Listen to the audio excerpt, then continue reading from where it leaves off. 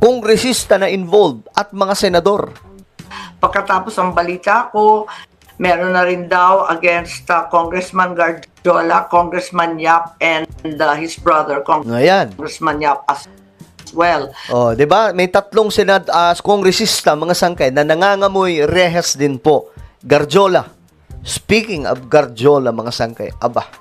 Kung napanood yung mga sangkay kung gaano kayaman ng taong to mga sangkay. Simula pa raw po panahon pa ni Gloria Macapagal Arroyo. Yan daw po yung pinakauna mga sangkay na mga bilyon-bilyon na mga halaga ng proyekto. No? Na natanggap nila mga sangkay mula po sa DPWH.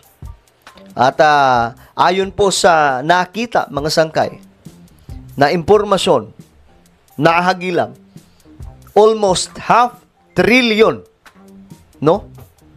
Yung pera mga sangkay